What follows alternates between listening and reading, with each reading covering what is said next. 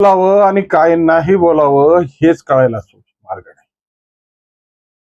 कारण की या पद्धतीनं ज्या पद्धतीनं समाज व्यवस्था ढासळली आहे आणि आमच्यातली आत्मीयता आणि आमच्यातली माणुसकीच संपली. म्हणायला जावं तर आपण माणूस आहोत, पण माणसासारखं आता काहीच राहिलेलं नाही. जनावरांमध्ये माणसांमध्ये काय फरक आहे हे माहिती का तुम्हाला?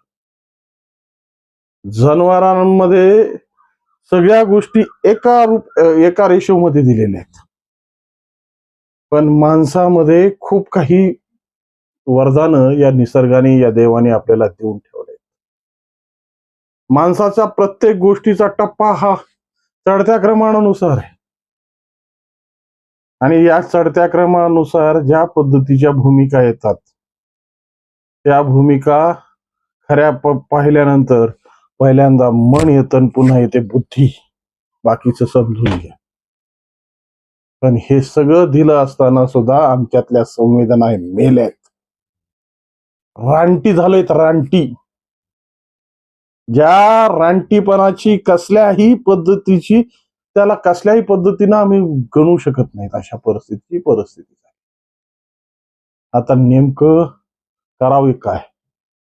कारण की आम्हाला आता काय कळायला लागलंय की सामाजिक भूमिका ही कशा पद्धतीने लयाला गेली. आज त्या चिमुरडीचं 4 वर्षाच्या आतली ती चिमुरडी, जिला अजून समाज ज्ञान परिस्थितीच माहित नव्हती. आई वडिलांनी फुलासारखं जपलं, सुगंधाने आणि बागडण्याने जीवन सुरू झालंय. प्रत्येकासोबत विश्वासाचं नातं. आई, बाबा, काका, मामा, आजोबा, आजी, मावश्या आणि कुणालाही भेटल्यानंतर सहजरित्या म्हणून जाणारी मामा, अशी निरागस नाती लावणारी ती चिमुकली. परंतु 65 वर्षाच्या निबरडक्क आणि खरंच म्हणतो ना की काळिंबा फासण्यासारखा आहे तो विषय. अरे काय तुला नातीच्या वयाच्या मुली सुद्धा कळत नाहीत म्हणजे तू किती निबरडक्क आहेस. तुला काही भावना नाहीये. तू जनावर तरी कमीत कमी एखादं बैल किंवा एखादी गाय जर रस्त्याने चालत असताना एखादं लेकरू पायाखाली येत असेल तर त्या लेकराला कशा पद्धतीनं वाचवायची बुद्धी त्याला येते.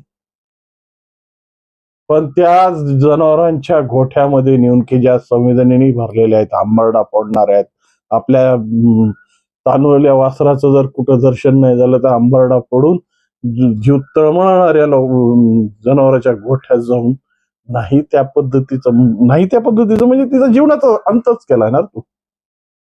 तुला नराधम म्हणावं का काय? पुन्हा त्यांच्याच शेणामध्ये किती वाईट परिस्थिती, वाईट. सगळेजणच बोलतायत पण खऱ्या अर्थानं या बोलत असताना खरं दोषी आपण आहेत, सगळेच आहेत. कोणावर एकावर बोट ठेवता येणार, कारण की आम्ही परिस्थितीच विसरून गेलोय. आम्ही आत्मकेंद्रित वृत्ती एवढी जोपासली आहे की आम्हाला काहीच कळायला मार्ग नाही. आणि त्याच्यात आज खऱ्या अर्थानं अडकलोय की चारीकडून आरडीएक्सचे ढिगारीच्या ढिगार आहेत आणि या आरडीएक्सच्या ढिगारामध्ये आपण वाट काढत काढत काढत चालायला लागलो. आता ती वाट कशी निघणार आहे? कारण की आधी कालापासून या अशा पद्धतीच्या वाटा आपल्याला काढतच यावं लागलेलं आहे. कारण की आधीपासूनच आपण सगळे टार्गेट आहेत. आपण सहिष्णू आहोत, आपण सामाजिक परिस्थितीमध्ये जगणारे आहोत. पण या जगताना आपल्यातला जो सामाजिक दायित्वाचा विचार होता ना, तो विचार आम्ही सोडून दिला. त्यामुळं आज ही परिस्थिती. आज ही जी वेळ आली ना, ते सामाजिकतेचा विषय आम्ही सोडून दिला. प्रत्येक गोष्ट फक्त मी माझ्यापुरती, माझ्या कुटुंबापुरती. हळहळतंय मन. इतके नराधम कसं झालो आम्ही? अरे तुम्ही चालताना जर एखाद्या आई बहिणीच्या संदर्भातून कोणी जर एखादा वेगळ्या पद्धतीचा शब्द दिला, आज तुम्हाला शेकडो घटना पाहायला मिळतात रोज. पण मला काय करायचं त्याच्याशी म्हणून तुम्ही तुमची वाट काढत बाहेर निघून जाता. तेव्हा त्याच गोष्टी जर जपल्या, का आधी अशा भावना येत होत नव्हत्या, का आधी अशा मजाली वाढत नव्हत्या?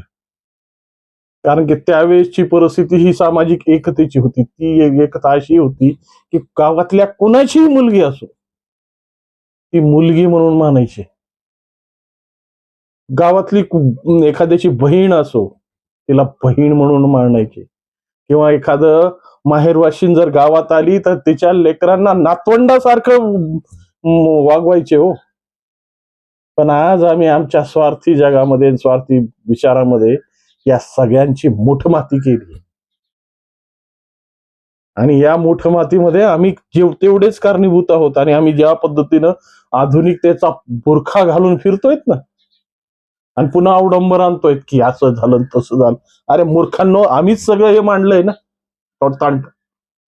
आणि स्वतःच्या परिस्थितीच्या पलीकडं आपल्याला काहीच कळायला तयार नाही. आई बापा सुद्धा सोडलेत आपण या गोष्टीमुळे. तोंड लपून फिरायला लागलो या या गावातल्या गावात, आणि काय व्हायला लागले तुम्हालाही कळत नाही. या सगळ्या परिस्थितीतून अशा चिमुरड्या कळ्यांचं, किंवा अजून कळी सुद्धा नाही, ती अजून कळीसारखी फक्त म्हणजे बोंडवर आलं होतं, तशी ती निरागस मुलगी. आणि तिचा अशा पद्धतीनं जर घात केला असं केलाय, आता नावं त्या माणसाची घ्यावी तर खऱ्या अर्थानं सामाजिक परिस्थितीला खूप मोठा होईल. कारण की काय, एकामुळे दुसऱ्यांना काय झाला लागतात. व्रात्या सगळ्यांच्या सारख्या नसतात, आणि सारख्या व्रात्याने सगळेजण जगत नसतात. आणि असे जे किडे असतात ना, हे किडे हे फक्त संधी साधून असतात. या संधी साधू किड्यांची संध्या सापडत गेल्यात आणि साधत गेल्यात, म्हणून ही समाजावर अवस्था आली. खऱ्या अर्थानं त्या संध्या ठेचल्या पाहिजे होत्या अगोदर. कारण की प्रत्येक ह्याच्यात तुम्हाला हे सापडतील संधी साधू लोक, की ज्या संधीची वाटच बघत असतात. आणि या संध्यातून खऱ्या अर्थानं आज ज्या पद्धतीची परिस्थिती समाज व्यवस्थेची झालेली आहे, आणि आत्मकेंद्रित वृत्तीमुळे समाज कशा पद्धतीने आत्मकेंद्रित होत चाललेला आहे, का कोणी पाहिलं नसेल? कोणाला विचारण्याची मुभा नाही झाली? पाहिलं असेल तरीही डोळ्यावर पट्टी बांधून गपचूप निघून गेले असतील.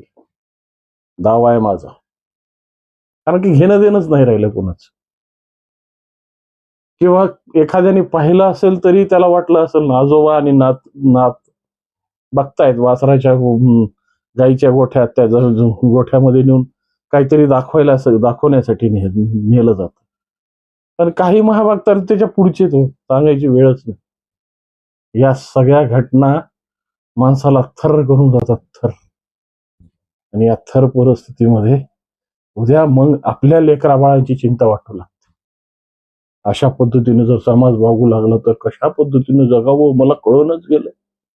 अरे मूर्खांनो, आपणच केलंय ना हे सगळं. रस्ता आपल्यालाच काढावा लागेल. प्रत्येक ठिकाणी लावलेला प्रत्येक ठिकाणी ज्या पद्धतीची परिस्थित्या मांडून ठेवल्यात, आणि सगळे एकमेकाकडे दोष दाखवतायत, पण स्वत्व बघणे, स्वरूप बघणं हे कुणालाच जमणं गेलंय. नशीब त्या परमेश्वराने अजून तरी या सगळ्या गोष्टी जपून ठेवल्यात, संवेदना जपून ठेवल्यात. पण त्या संवेदना मरण्याच्या अगोदर जर आपण सुधारलो नाहीत ना, ह्याच्यापेक्षा वाईट काळ आपल्याला पाहायला मिळेल.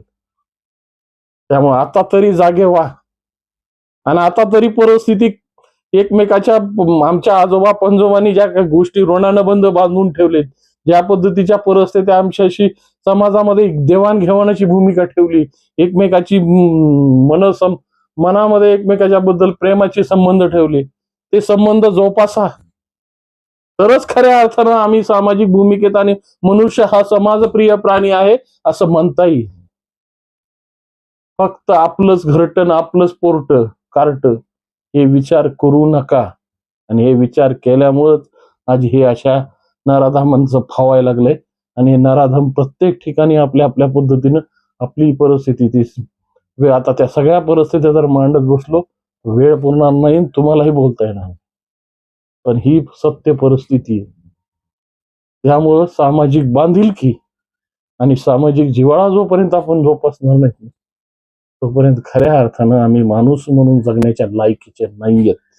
आणि तोपर्यंत तो स्वतःला माणूस म्हणूनच नका, नाहीतर माणूस म्हणून अशा पद्धतीचे कृत्य जर होत असतील तर त्या माणुसकीच्या तोंडाला काळिंब आहे.